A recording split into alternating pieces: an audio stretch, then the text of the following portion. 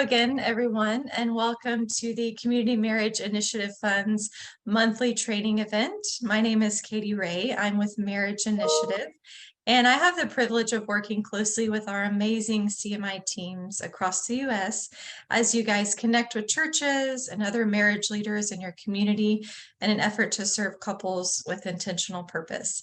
And I'd like to thank everyone for joining us here today. And before we begin, Miss Anna Panter with Marriage Initiative, one of our own, will be opening us up in prayer. So Anna, whenever you're ready.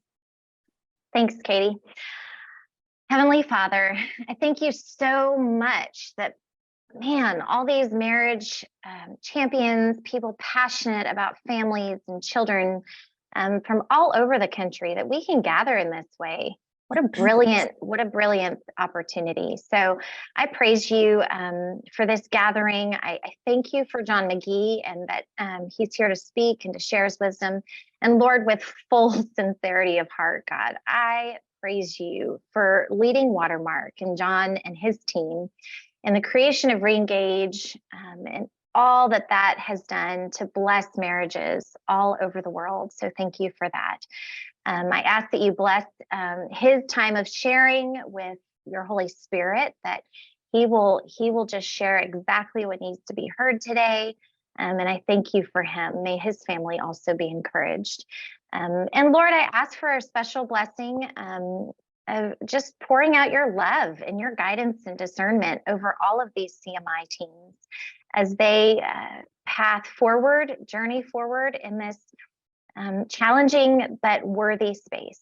I thank you for each one of them. And I also ask that you bless their families and their homes. In Jesus' name I pray. Amen. Amen. Thank you, Anna, for your uplifting prayer. And as you guys probably already know by now, first on our agenda for today, we have John McGee. And to give you a little information about John, John is the Senior Director of Watermark Resources at Watermark Community Church in Dallas, Texas, so not too far from us here in San Antonio.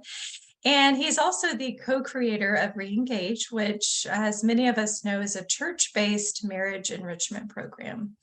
And after finishing his seminary work in 2002, John joined the staff at Watermark there in Dallas, where he was given the privilege of starting the church's own marriage ministry. And kind of fast forward to years later, he now spends most of his time looking for ways to really equip churches and encourage churches through Watermark resources. He loves sharing the ministries the church has developed and lessons learned through conferences, through content, as well as their church leaders podcast. And John and his wife, Pam, enjoy spending time together and going on adventures with their 4 grown children, which, John, I stalked you on Instagram before this and saw your beautiful family. And so it looks that way. So whenever you're ready, John, we're ready to hear from you. Perfect. Thank you. Katie, real quick, tell me time. Tell me what time I need to be done or what time you want to go to Q&A.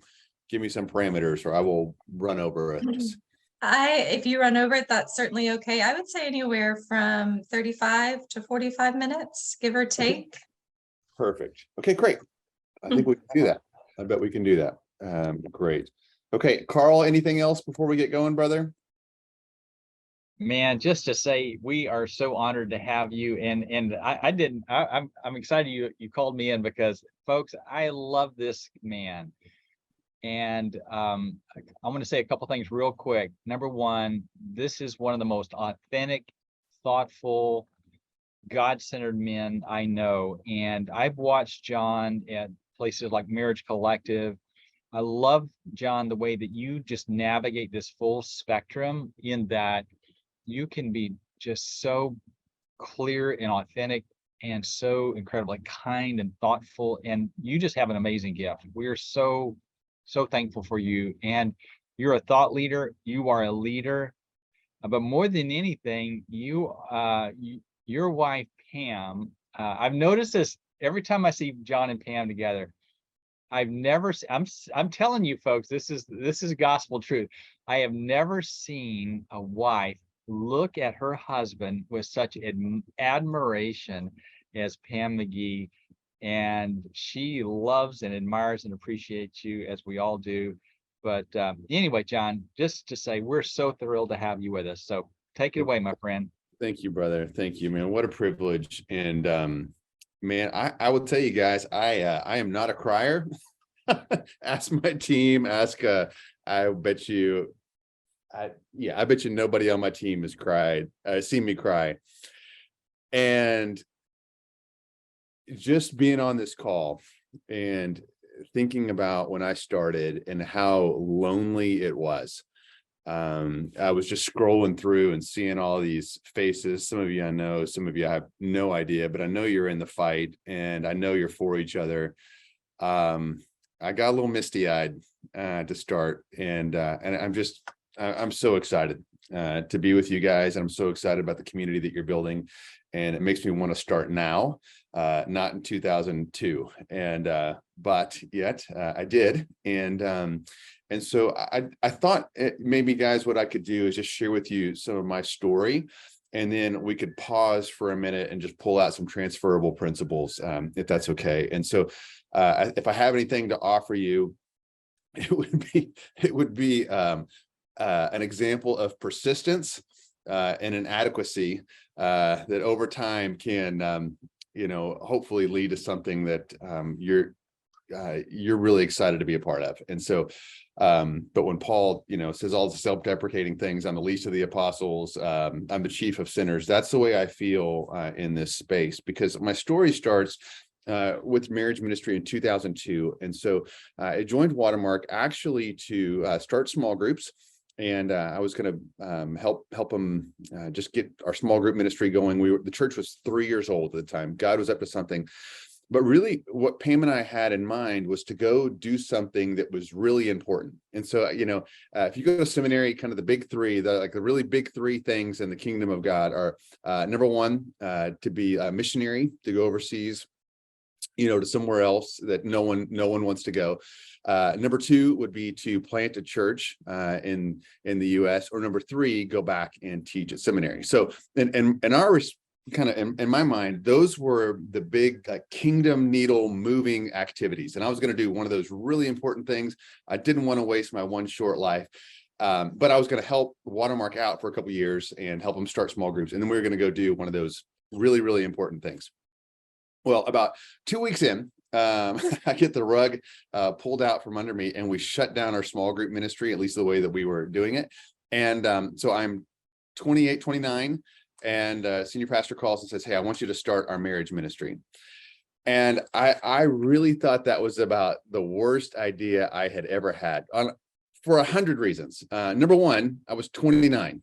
And so immediately I started meeting with people who had been married 30 years, who had all kinds of issues, right? And they're asking me, well, we haven't had sex, in 20 years. What should we do? And I went to seminary, so all I knew to tell them was read your Bible and pray, and I'll pray for you. I had no idea what to say to these. To say I was in over my head would be the understatement of the millennium. So I'm in over my head. I'm not qualified. And two, I see no future in this, right? I didn't want to give my one short life to just helping couples get along and practice love languages. I didn't want to waste it. I knew time was short. Psalm 90:12 teach us to number our days aright, so we may gain a heart of wisdom. We don't waste our steps. I'm going to waste my life doing marriage ministry. So, but I'm in a bit of a conundrum because I don't have anything else to do. So if I want my kids to eat, I'm going to have to do something. And so I said, sure, I will do this. Against my better judgment, and I think against yours, honestly, but I'll put my head down. And my thought was, I will be faithful for a season so that when I leave, I can at least have some self-respect and look everybody in the eye on the way out. But that, again, I don't want to waste my life doing this. And you can kind of guess where the story ends. I think, friends, we're doing one of the most important kingdom activities that there is. If you want to move the kingdom needle, I just can't imagine being involved with something that would have a greater generational impact. And because what I came to find out, which you know already, is that when you reach a family and they have kids who have kids who have kids who have kids, you're going to be really, really hard pressed to spend the few days you have on this earth doing something that's going to have more of a generational impact. And so I backed into it. It wasn't a job that I wanted to say yes to, but anytime they tried to take it from me, I fought to the death because I wanted to keep it. And you guys are there already, but I want you to know if you feel unlikely in how you got there, you feel in over your head, you feel like, how do these people, they're going to find out who I am and they're going to not want to follow me. Like I've been there. I still live there sometimes. And I hope the unlikely start is an encouragement to you. So I'm tossed this ball. I have no idea what to do. I start picking up the phone to call a bunch of other churches, asking them what they do. And I didn't have this group. God, the thought of having you to start this would have been amazing. But anytime someone would tell me they had a marriage ministry at their church, I would just call them because I was so desperate. And it was really one of two things that showed up repeatedly. Number one was a love languages class. So Gary was blowing up then, and everybody had a 5-week kind of love languages class. And the other thing that they had was Valentine's Day banquets.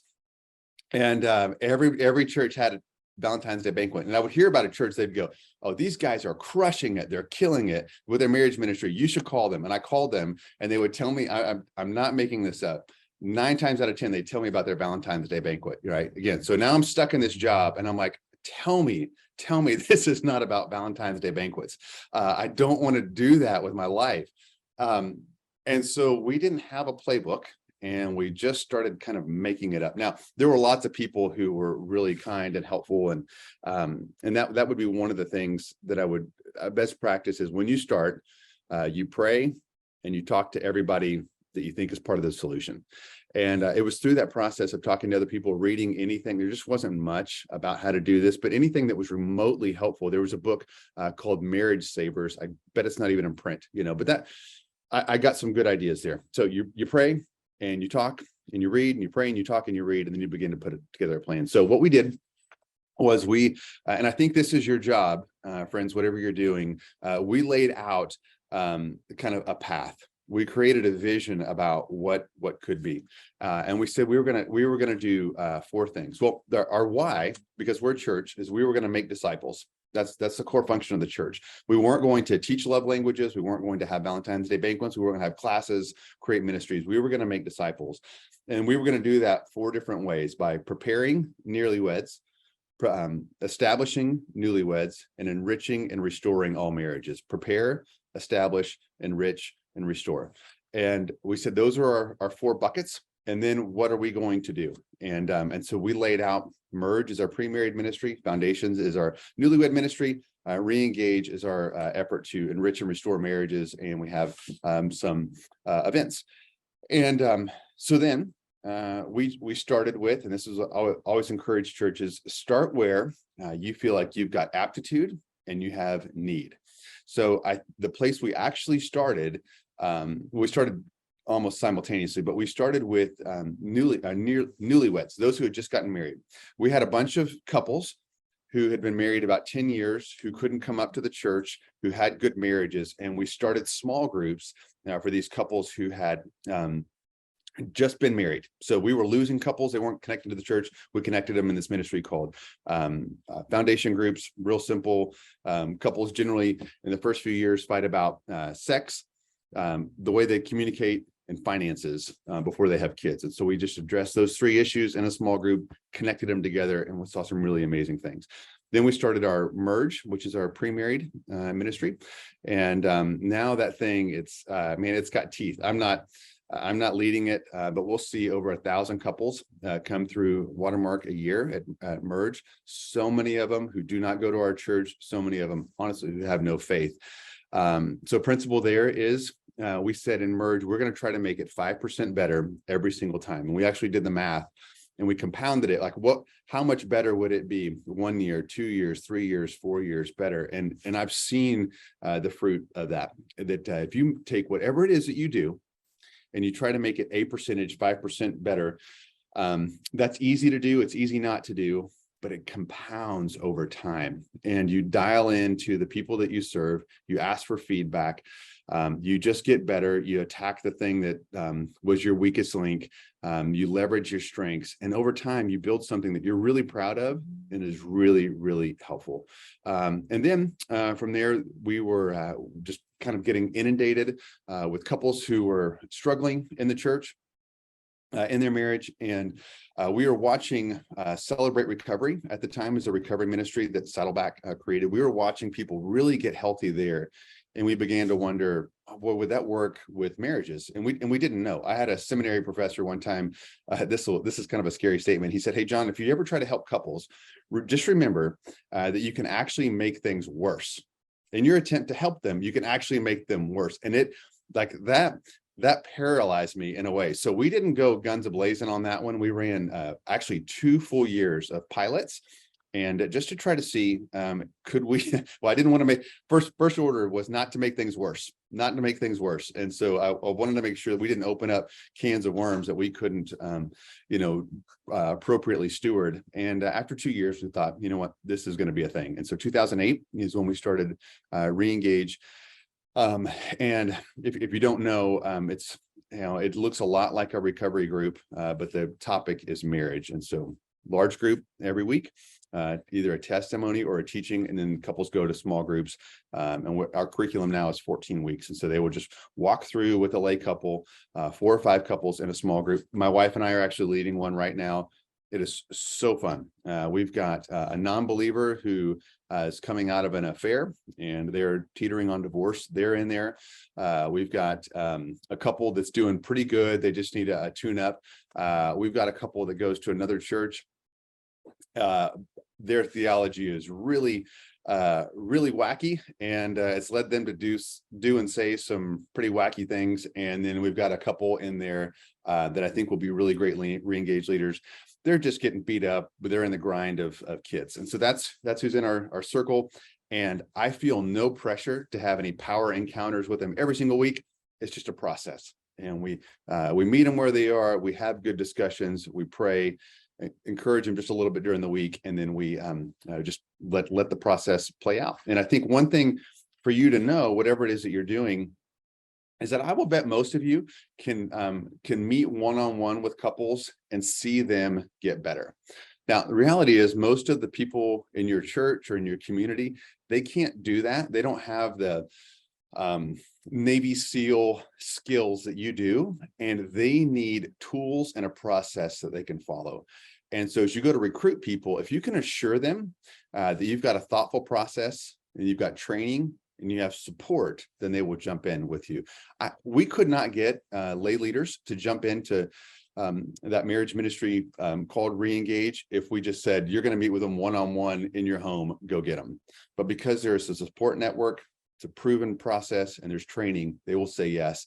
And they will walk, they feel really confident actually walking with these couples, some of them who are really struggle. So anyway, that is a compressed version of about 12 to 13 years. And we saw it become a really important part of our church. When people thought about our church, they thought about strong marriages oftentimes.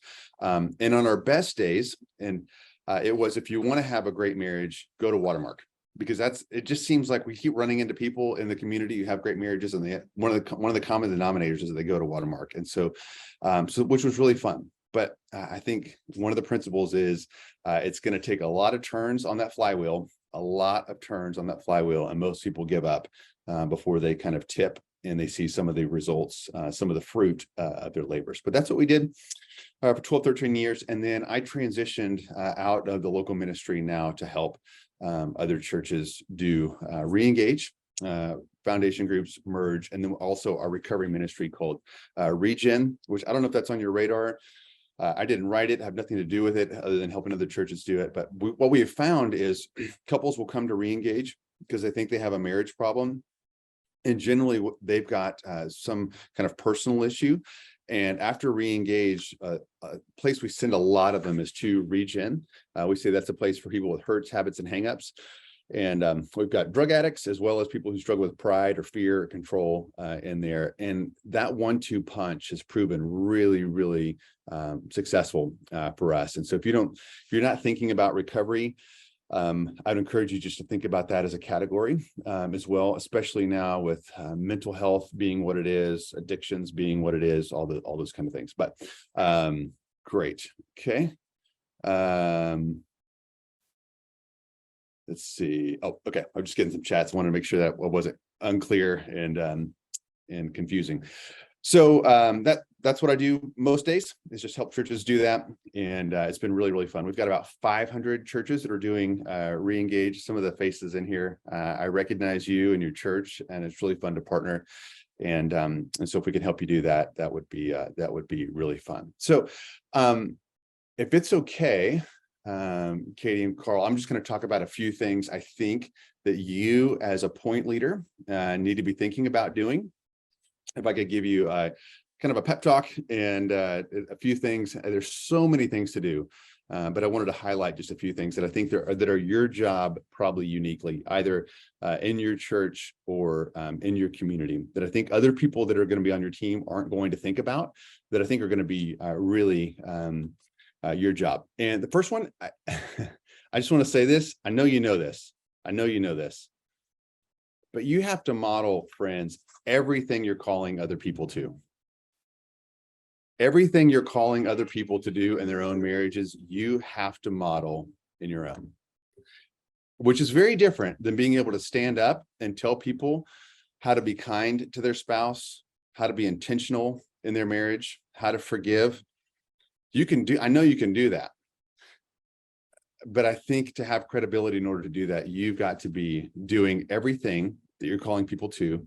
And you need to have fresh stories that you're sharing about the ways you're investing in your marriage, the ways you are repenting of your sin, the things that you're learning and the conversations that you have. Because the tendency is going to be, you're going to be a pro, and you're going to know how to answer every single question someone has about marriage. And you're going to think then the same rules don't apply to you. And they still do. And you need to be able to stand in front of people and say, hey, you can follow me as I follow Christ. And I'm doing it imperfectly, but man, we are in the fight. And so I always have felt like part of my role before I do anything, the table stakes to sit down and play at the game is just to love my wife. That if I'm not doing that, I don't have the right to stand in front of a room and call other people to do so.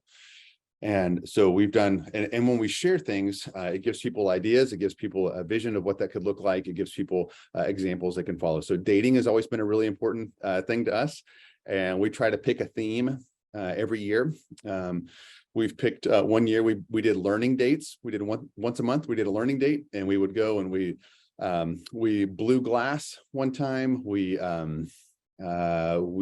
did pottery. We did some pottery, cooking class, sailing class. We just wanted to learn something together every month. Well, guess what?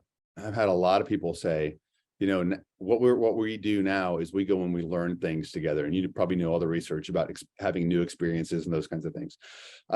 One year we did someday dates. So we live in Dallas, and we found ourselves driving around Dallas all the time saying, someday we're going to do that. Someday we should go eat there. Someday we should go try that thing. And so there's like a gondola ride, think like Venice, but totally not as cool, in a place called Las Colinas here. And we kept driving by it every time going, someday we're going to do that.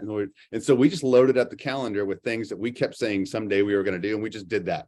And we had a lot of fun, a lot of things. I would never repeat the gondola ride, but we crossed it off our list. And that was like a really fun theme. The last 2 years ago, we did basically like what we called was our best of dates and best of me dates. And so once a month, I would come home, make sure I was home by 5 o'clock, and I would turn off my phone and I put it in Pam's purse, and we would just be together fully present, no interruptions until dinner. I think about a third of the time we would get a hotel and just be together until the next day. And it was fun. We did two things. One, you had to treat the night before as if you were making a big presentation or you had a big day at work the next day, which meant like we would go to bed. And, so that when we woke up, we go to bed early. So when we woke up, like we didn't get to our date dead to the world, out of energy, out of gas. It was like the best part of our whole month is happening right now, and I'm ready for it. And so we would, even the way that we would prepare, and then if we wanted to bring gifts, we would exchange gifts at the beginning of our date. And so every time I shared those, couples would then either replicate that or they would springboard off of that and create kind of their own version of that. But I've always felt like it's important for us to model that. Now, always important to share our failures, to share when it doesn't go well. Not only that, but then how we put it back together. And so I've got a million stories. I don't even know. The one I shared this week with our re-engaged couples. I'll just share with you. It's probably been 2 years ago. I was really just a jerk to my wife. I mean, neither one of us actually can remember what I said, but I was just picking at her, and it's the complete opposite of what what it looks like to for a husband to love his wife as Christ loved the church. Like whatever the opposite of that would be, that's what I was doing. I mean, I wasn't verbally assaulting her, but I was just being mean and cantankerous. And Spirit got me, and we went to bed, and I just said, babe, I'm sorry. There's no excuse for that. And I remember she was wounded and hurt, and she said, I forgive you. And I woke up the next day, and I was still like, God, I can't believe I would do that. Like who does that to God's daughter? And we're brushing my teeth, and I'm brushing my teeth, and Pam comes in behind me, and she's walking back and forth behind me. And I just caught her again. I said, hey, I'm really, really sorry. And there's no excuse. Would you forgive me? And Pam walked behind me where I'm looking in a mirror. Pam walked behind me. She's about 5'5". I'm 6'3". So she stands behind me. I can't see her. And she puts her little arms around me. Right. So I'm a man of girth. She is not. And so she's got these little T-Rex arms, and she just puts them around me, these little T-Rex arms, and I still can't see her. And she poked around at me. So she's seeing me in the mirror, and she said, hey, I said, I forgive you. Next. And she never brought it up ever again. Neither one of us can remember what I said and what I did. And when I share that story, couples go, okay, that's what it looks like to forgive as Christ has forgiven us. We grant forgiveness, and we don't hold it then against them. We move towards them in grace. We have a posture of being for them. They don't have to earn their way back into our good graces. And so, friends, I know you know that. I know you know. I know, and I don't want to insult you. But if you could just remember, above all else, I know you guys are really smart. You got some great strategies, some great programs, some great ideas. But make sure before you do anything, you're loving God's son and God's daughter well. And out of that, then you call other people to do so. Okay. So that I wanted to make sure to share. Another one, it's your job, if you're working in your church or if you're working with others who are working in the churches, to help them work with their senior pastor. Okay. If you want to know, if you want to know, like from my perspective, will a marriage ministry flourish or flounder? If I had to pick one category to root around on, it would be, do you have the buy-in of the senior pastor? Okay. Your plan might be great. It might be terrible. The first thing I'm going to ask you is, do you have the buy-in of the senior pastor? And you need to pay attention and think about how senior pastors operate, how they think, what they value, what their fears are. Okay. And here's what I've noticed is a lot of people come in the church, they come with an idea, they've seen it somewhere else, they've seen it at another church, they've been to a conference, they're all jazzed up, and they come back and they say, hey, senior pastor, I've got this idea for this marriage ministry thing. What do you think? And their senior pastor votes it down right away. Now they're frustrated and discouraged and they think that their senior pastor now is, rather than an ally, is an enemy. Okay, so you've got to help them think through how to a better way. Here's a couple tips. Number one is to figure out what the senior pastor values. What's he about? What's the mission of the church? What does he get excited about? What is he championing? What problems is he trying to solve? And then you take your marriage ministry and you make that a means for all of that to happen. Okay, so in my church, I would always use the phrase discipleship.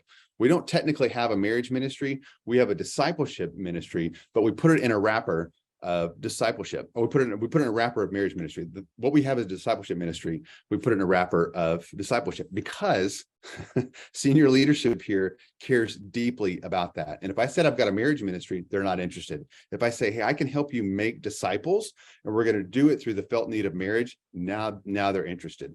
And so you want to help people position whatever there is that they're doing in a way that helps their senior pastor accomplish his goals. Shows that you're aligned with his priorities, because to be a senior pastor is to have an inbox with a constant flow of people who love your platform and have a wonderful plan for it. Everybody just keeps showing up in your senior pastor's inbox and saying, I want to do this thing. Will you help me do this? Can you make an announcement? Can you point me to the right place? Right? Very, very different than senior pastor. Tell me what you're excited about.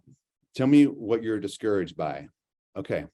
And you go back and you think and you figure out how to position your marriage ministry to help him either solve a problem or maximize an opportunity. Okay. Take anything you get. If you get the worst room on the worst night, you say thank you and you steward that opportunity incredibly well before you go complaining about what you didn't get. You share wins. Anytime there's something amazing that happens, you package that in a way so that the senior pastor can celebrate that. Think from their perspective, not your own. Start there, and then I bet you can get what you want. You might have to give up a little bit. They might make it better, but think from their perspective. Okay, it's your job to keep the vision hot. Constantly, you want to be talking about why you're doing this. Constantly, you want to talk about where you're going. If it's not clear to you, if you're not excited about it, no one else will be. And you know the old adage that you know that you've done a good job talking about the vision or creating kind of your language when people around you make fun of your punchlines and they repeat your sentences and kind of mock you. When that happens, you've done a really good job and you can tone it down just a little bit. But until then, you just keep talking about your why and you talk about your vision. If you're the point leader, that really is your job. You've got to tell people where you're going, why this matters, give them an envisioned future, make here look terrible and there look great. And that is your job. You've got to keep doing that. Okay. Another one is recruiting. I think, Carl, you and I were talking about that. Here's a few thoughts. Everybody talks about recruiting. Let me tell you something that's easier and more important than recruiting. And it's retaining.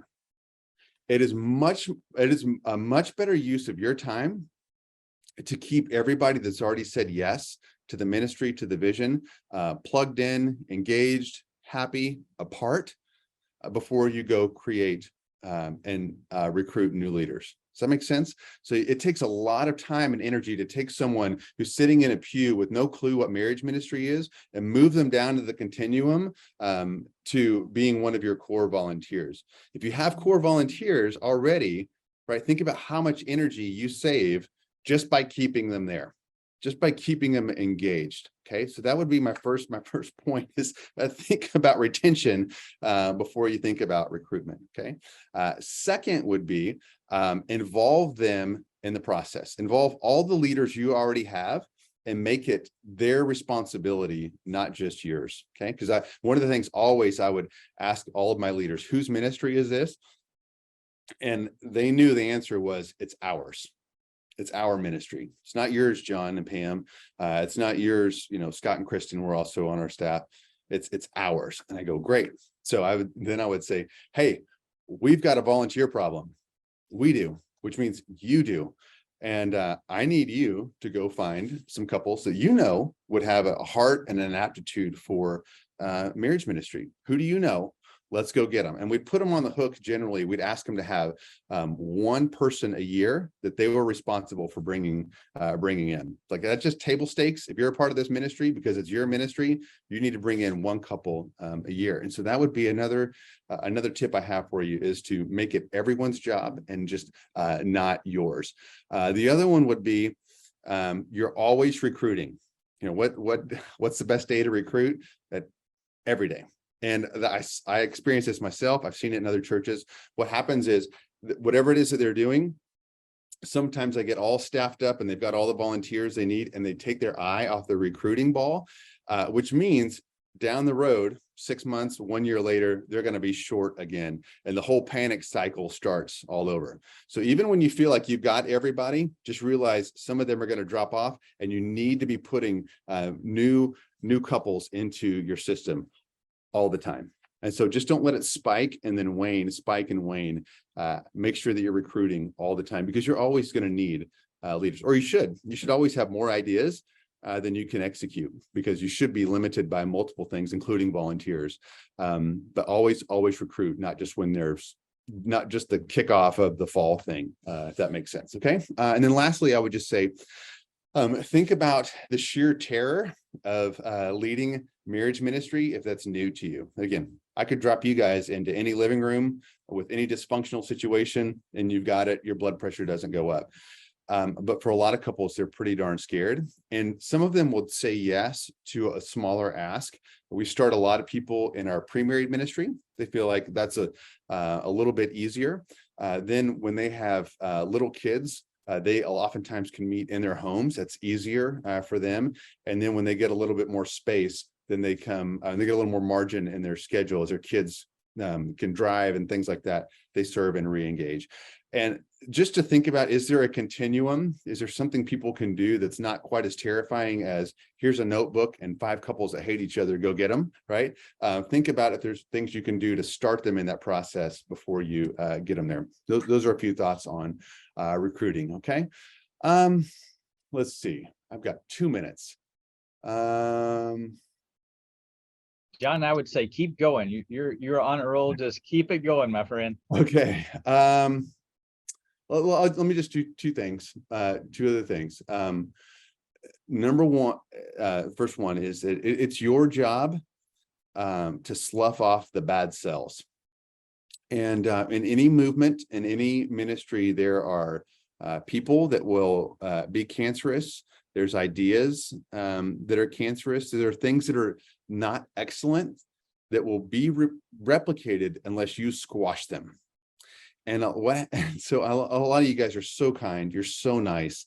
And there's dysfunctional things happening under your leadership, and it really is your job to address them. Because here's what I've learned: if someone's in the room and someone is clearly in charge, they're the leader, everyone else expects that A, you've seen what they've seen, and that B, you are addressing it.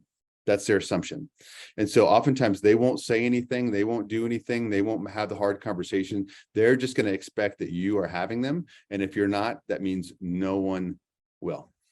And so I would just ask you, hey, what are the hard conversations that you need to have?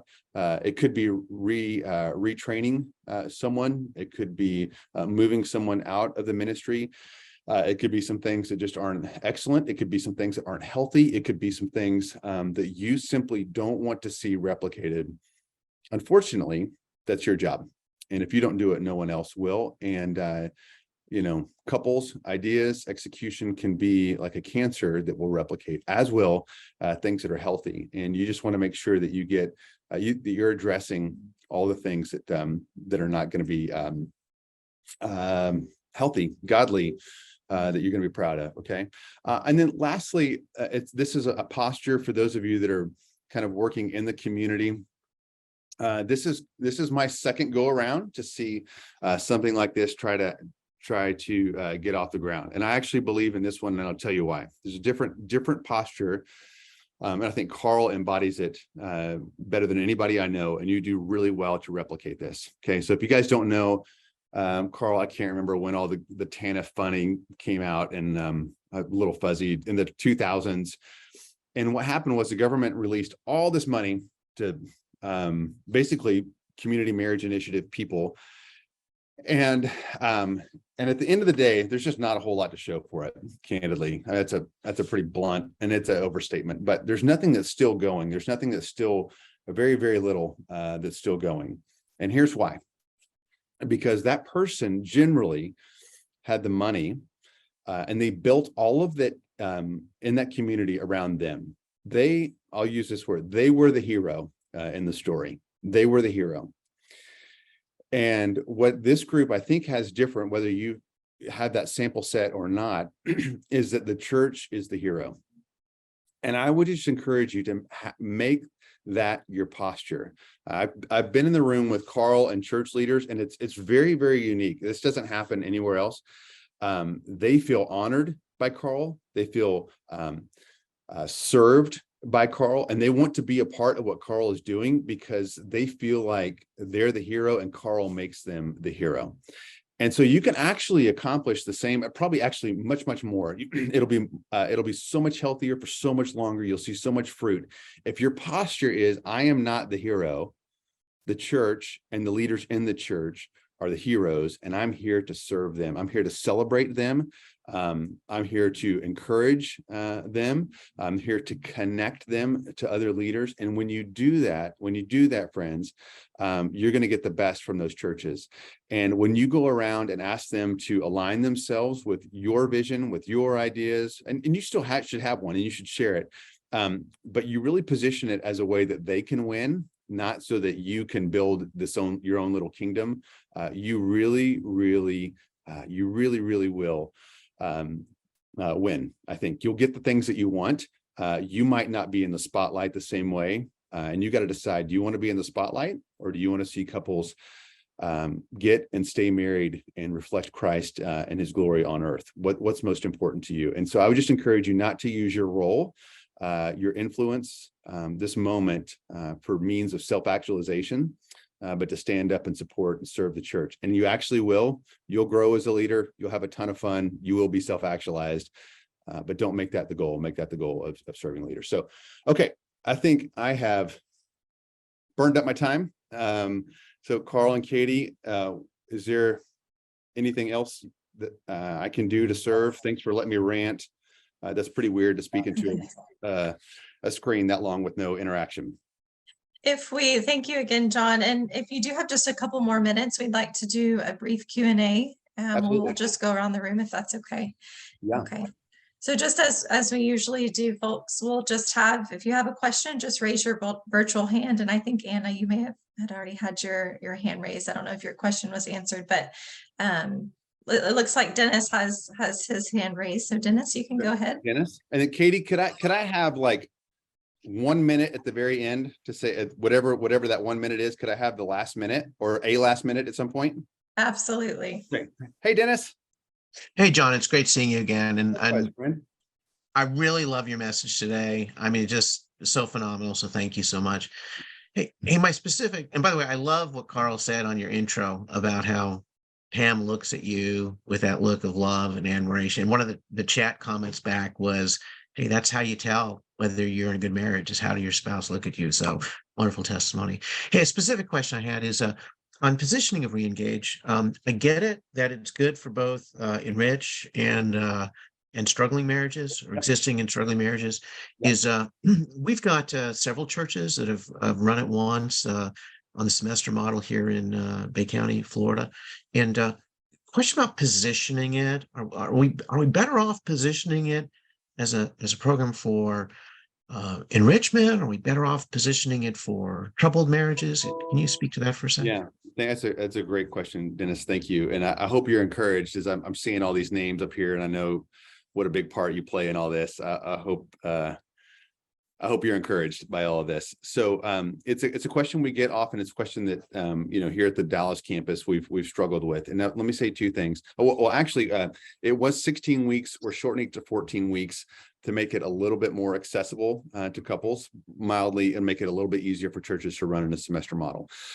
We do say, and I think church, my personal opinion is, you should position it as both. You should share stories of, we had divorce papers in hand, and we tore them up the very last night of Reengage. It was amazing.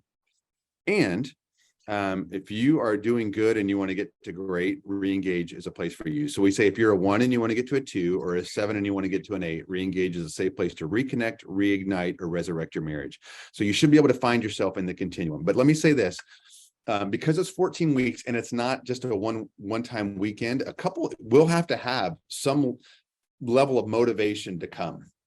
And it's just human nature that some couples who their marriage to them is good enough, they probably won't be motivated to come for 14 weeks. That's just the reality. I would still call them to that, but someone who goes, we've got one of those couples that I was telling you about in our small group right now. They have said, if this doesn't work out, we're getting a divorce. Like we have nowhere else to go. They're very, very motivated. And so just don't be discouraged if it trends a little bit more towards those who have a level of pain, and instead just kind of view that as a real positive. Look, they've got a reason. Everyone needs a reason to work on their marriage. They've got a big one. And but don't ever, what you don't want it to do, what we'll tell couples this is, or we tell leaders this, you want to make it that the healthiest people in your church have been through Reengage. You celebrate that, not, God, what's wrong with you, man? Or, and I would tell them, don't ever let it become the punchline of a joke. Like, you keep this up, you're going to end up in Reengage. Like, you squash that. You never let that, or whatever your marriage ministry is, don't ever let that be the punchline of the joke. And you honor anybody who would invest in their marriage, whether they're about to get divorced or they were doing really good, trying to get ready for empty nest. Like, you go, man, way to go. I hold you in high regard. We need more of you. I hope you feel a real sense of accomplishment. Thank you. And those kinds of things. So that's a longer answer, but both would be the net. No, perfect, John. Thank you. Thank you, brother. Any other questions for John? Carl, did you have a question? Yeah, I just want to say one more thing. With all of our community marriage initiative leaders, we often say that you are kind of a consultant to churches, because in your community, when churches are getting started, a lot of times they need some help and some support. And when we think about how you as a community leader can provide that support, we think of three things, the people, the process, and the programs. Helping churches figure out how to recruit the right people to this, how to develop the process of running a marriage ministry, and certainly what programs will you select. One of the things that I want to say about Reengage is that churches need simplicity. They need a simple way to get started, because that's the inertia that's causing them to not take that first step.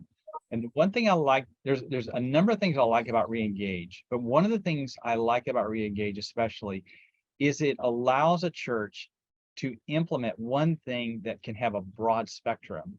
And not only can it eventually be built out in a broad spectrum, but they can get an incredible level of support.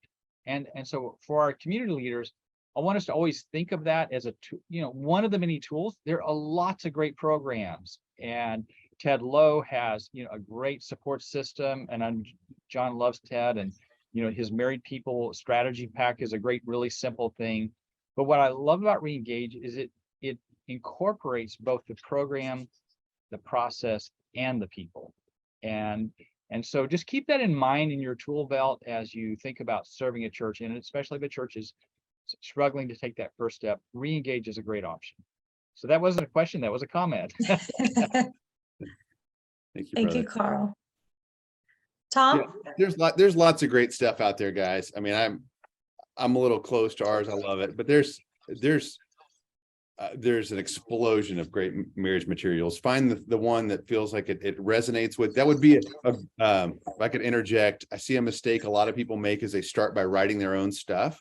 You won't get it right initially. So find something and use it for a while till you feel like, you know what, I can say what they say better than they say it, and then go write your own stuff. There's a lot of great stuff that you can take off the shelf and get going and have momentum rather than trying to create inertia by starting at, staring at that blinking cursor of death. Would be a best practice.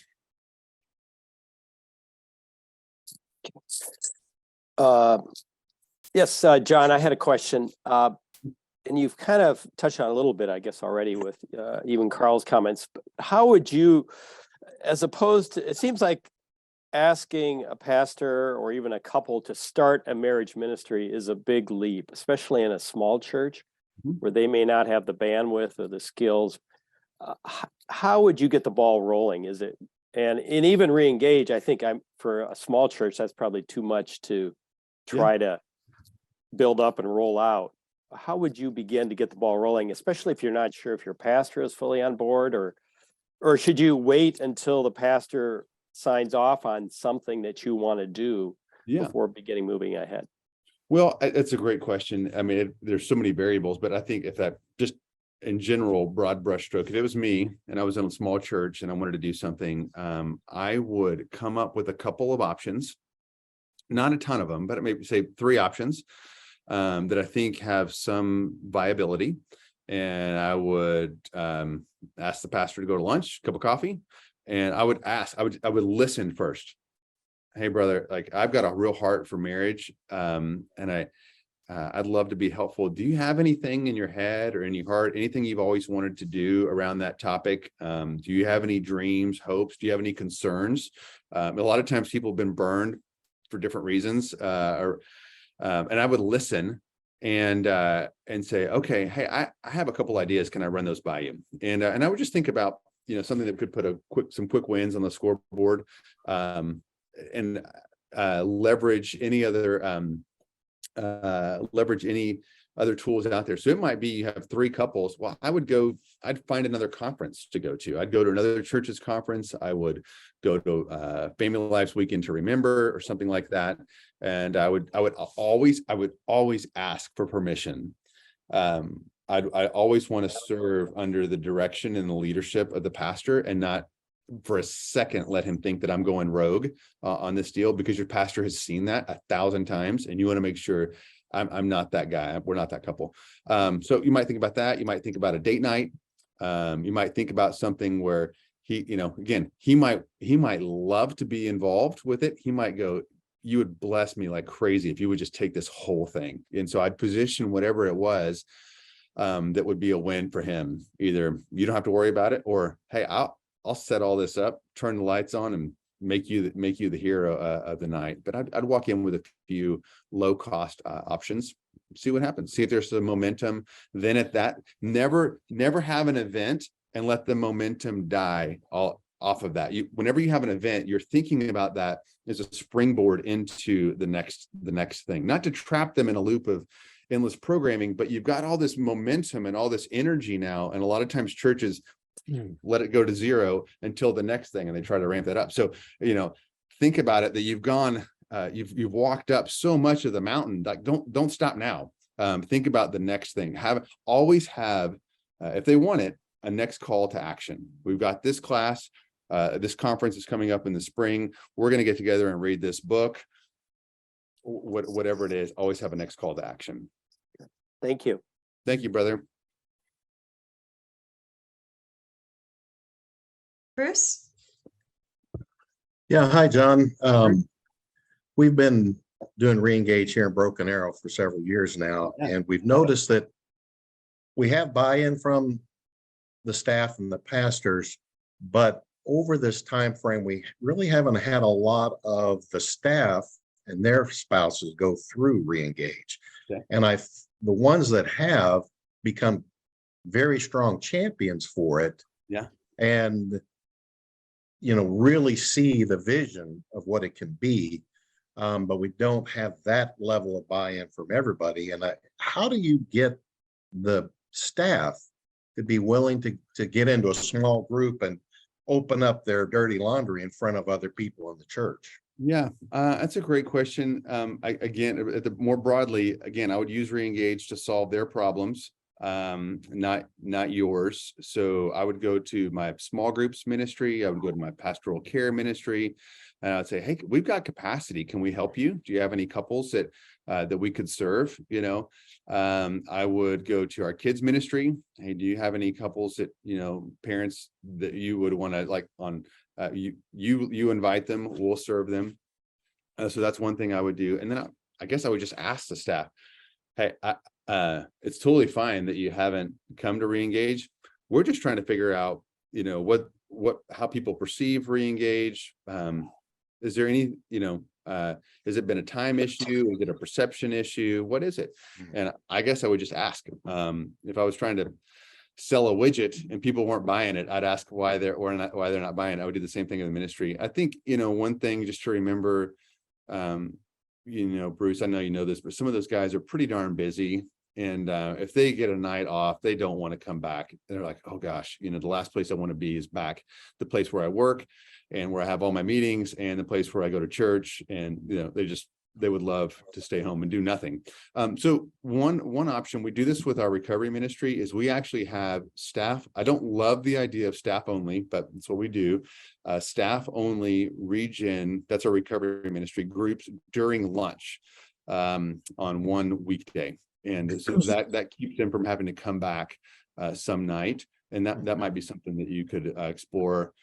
If the senior pastor is 100% bought in, say, hey, can you, I don't know if I'd make them go, but can we make it worth their while? Can we celebrate them in some way? Can we help with childcare? Can we give them some date nights? Can we incentivize them to do that? Just a couple thoughts. Okay, thank you. Thanks, brother. Jason? Hey, John, real quick. I have been to one of the trainings that you guys did. It's been several years. Fortunate to have met Dennis way back then and kind of helped me get there. So shout out to you, Dennis. I know you didn't expect that. But I was wondering if you could just talk real quick about the value. I'm sure you can do it all day, but of attending one of the events, the trainings, for us, especially as we're looking at CMI and what that does for us to see it. Yeah, well, everybody's got a different learning style. If you've seen any of those studies, some people learn by listening, some people learn by reading, but a lot of people have that one of the ways their primary learning styles is by observing something. And so we have a couple times a year at Watermark, we have an event. We do it at other churches as well, where we will both train and showcase the ministry. And I will bet you other churches that have really thriving marriage ministries would absolutely host you as well. And I think sometimes it's just helpful to go and see other people have a number one, you can understand their model and you can reverse engineer it and take it down to its component parts, decide if you'd want to build it back up the same way. But two, it also just gives you belief. The idea of social proof. If someone else can do it, I can too. And so I think that would be both of those to really understand, to see how it works, learn, take it apart so that you can replicate it or build your own, or just to believe like, okay, I could see this happening in my place at whatever scale, but this isn't rocket science. I think that's and also I think a vision casting to other people, because something sometimes is so clear in your head. This is what I hope to see happen, and people can't quite see it from your words, but they could see it if they could visibly observe it. And so we'll have a lot of people, like, they're not there to learn anything, they're just there to expose some other people so that they can go back and they can partner together, if that makes sense. Good, thank you. Okay, and I think we'll have one final question, Mr. Dennis. Yeah, hey, John. One thing that I appreciate about what Carl said is that, if you start working with Watermark with Reengage, that in addition to the program, it's kind of got the support behind it. So I wanted to kind of dig on that for a sec. As I mentioned, I think we've had 3 churches, and Ted, you can help me if I'm right on that. I think there've been 3 churches that have done one run through of the semester model of Reengage. My desire really is I want to plan it so it's a year-round model here in Bay County, but we haven't been able to get there yet. But my question really is, sometimes they'll come to me with questions about Reengage, and Jason pointed out the marriage ministry training conference. I'm probably one of the slow learner groups because I've been there 3 times and I still don't know everything. But so Carl referred that there are other resources. Is there like Ted's on the call? I know he is, and if we've got specific questions, how can we reach out to kind of get our questions answered to help kind of get us through some of those rough spots? Yeah. So in regards to Reengage, if you want to start, just go to reengage.org, and there'll be a little button there, bring it to my church. And then that will take you to the Watermark Resources website. And so you can click on the Reengage tab and just contact us. Anywhere you see a contact us, just hit there with your question. And then if you don't know, you should have a coach or someone in our system, in our Salesforce system, that is assigned to you, or is either dedicated, or that as soon as you create a ticket, they'll follow back up with you. So we have those who are on staff sitting right out here, who work 40, 50 hours a week. And then we also have some other not volunteers, they're paid, but around the country, who will help you. And so they'll help on the phone really with anything. So generally behind the password, what we found is just about any question you have, there's a PDF for that. It's not laid out amazing. One of our projects this year is just to make that a little bit more intuitive. So it's probably there behind the password once you are a Reengaged church. And then always just hit any contact us button. Let us know your problem, and we'll follow back up with you. Someone will. Yeah. Thank you very much. Thanks. I think that's all of our questions. And thank you again, John. This information has been so fitting for our marriage leaders, and we are just honored that you spent the hour with us this afternoon. So thank you again. Yes. Hey, can I just say this real quick? So I used to say this, it was theoretical. My oldest son now is married, and he is living in Dallas, but there's a really good shot he's going to move, but I don't know where yet. There's a couple places that he might move. So it's very conceivable that he could end up in your community. And so I would just ask as a dad to create something so that my son and my daughter-in-law can have a great marriage. And if they don't, that they have a place where they could go for hope and healing. Because here's why. My grandkids are wrapped up into this thing. I've not met my grandkids yet. Someday I will, but it could very well be that the work that you do will have a lot to do, whether I see grandkids or not, and the state really of their entire lives. And so I honor you. I hold you in very, very high regard for what you're doing. But if you would, please stay at it. Bring your best for my son, my daughter-in-law, but ultimately, you guys know this, for God's son and God's daughter. He's crazy. He is crazy about his kids, and you get to serve them. And if you're going to do it, let's bring our best to this effort, because it matters so much. But thank you very much. If I can serve you in any way, let me, but I just hold you in high regard. Thank you. Thank you for letting me be with you today. Thank you, John. Beautifully said. And as always, if there is any way Marriage Initiative can help support you and your community initiative team, please feel free to reach out to us. I will provide my email in the chat box below, so you can reach out to us directly via email. And with that, I will say goodbye, and we hope that everyone has a blessed and wonderful weekend. Bye-bye, everyone.